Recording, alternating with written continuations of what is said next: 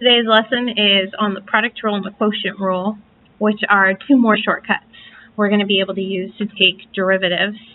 So I'm going to start by writing out the product rule.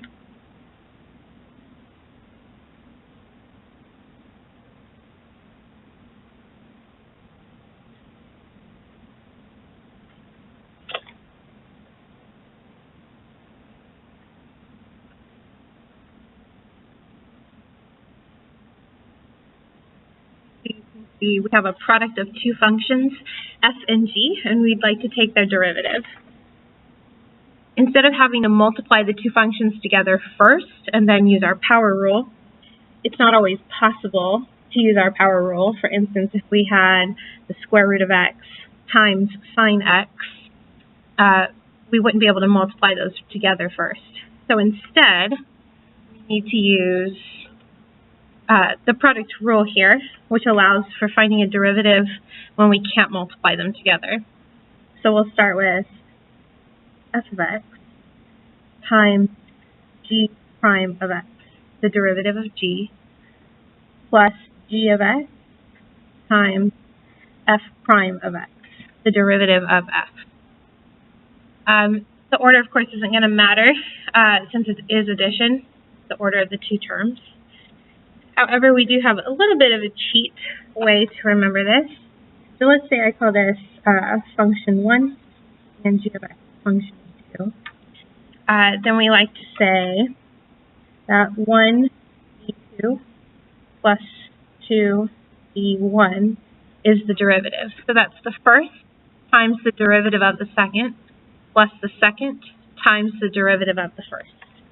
So 1 d2 plus 2 d1 is our derivative. So let's look at an example using the product rule.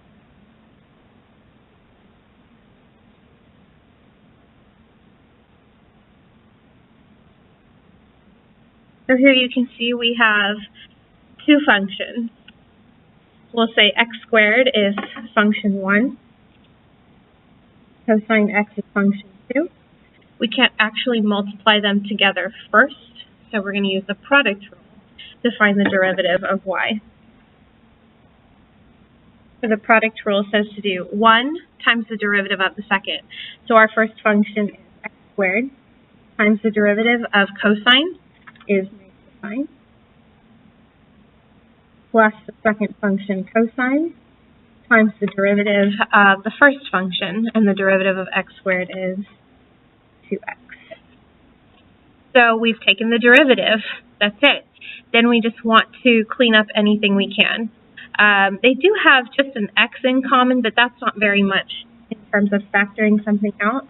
So maybe I'll just rewrite it in a different order. So maybe I'll bring this term to the front, 2x cosine x, and then I'll bring this negative out front, minus x squared sine x. It just looks a little nicer.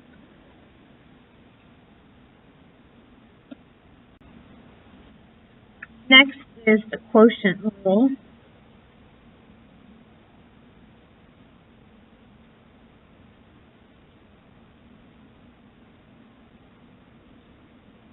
So this one we're going to use when taking the derivative of f of x divided by g of x.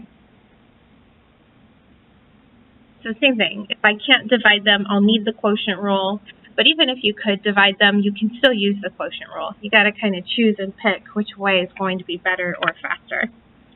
So this one's going to come out a little bit messier looking.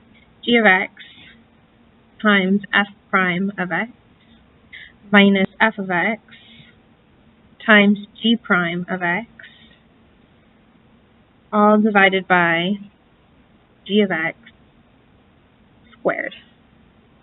So a bit messier looking, but I'm going to give you another way to remember this so that it's not so bad. So what we're going to do is call f of x the high function, and g of x will be the low function. I'm just going to call it LO for low. And so the derivative of f over g is low d high minus high d low over the square of what's below. It kind of rhymes. goes together and has a nice rhythm there, so you can remember that a little more easily.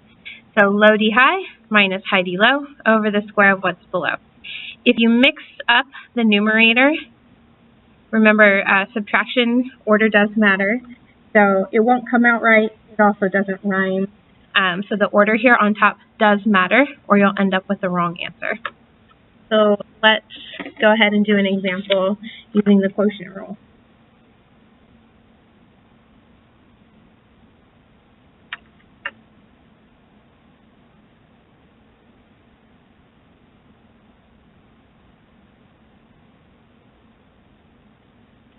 All right, so we're going to let x squared plus 1 be our low term, and 5x minus 2 be our high term. To take our derivative, we're going to start off with f prime of x. Okay, we are going to get a big fraction out of this, so we're going to start with low d high. So start with your low function. Multiply it by the derivative of the top function. The derivative of 5x minus 2 would be 5. Then we subtract, and we follow high d low. So now it's the top function, 5x minus 2, times the derivative of the low function. The derivative of x squared plus 1 is 2x. It's all divided by the square of what's below. So what's below right now is x squared plus 1, and we're just going to square it. So all I want to do is put a power of 2 there. So that's it. We've taken the derivative. Now we have to do our cleanup. So on the top here, we're going to distribute. So I'm going to take my 5 and distribute it here.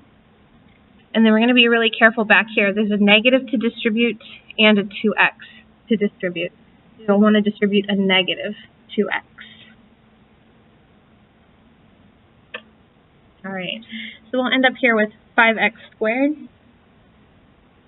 plus 5, then minus 10x squared, and then we get plus 4x. And that is all on top of x squared plus 1 squared. So cleaning that up a little bit more and combining my like terms, really I just have the two like terms that'll add up to negative 5x squared. So I'm going to write this as 5 plus 4x minus 5x squared, all over x squared plus 1 quantity squared.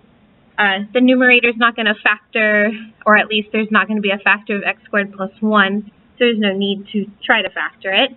And we'll just leave our answer this way.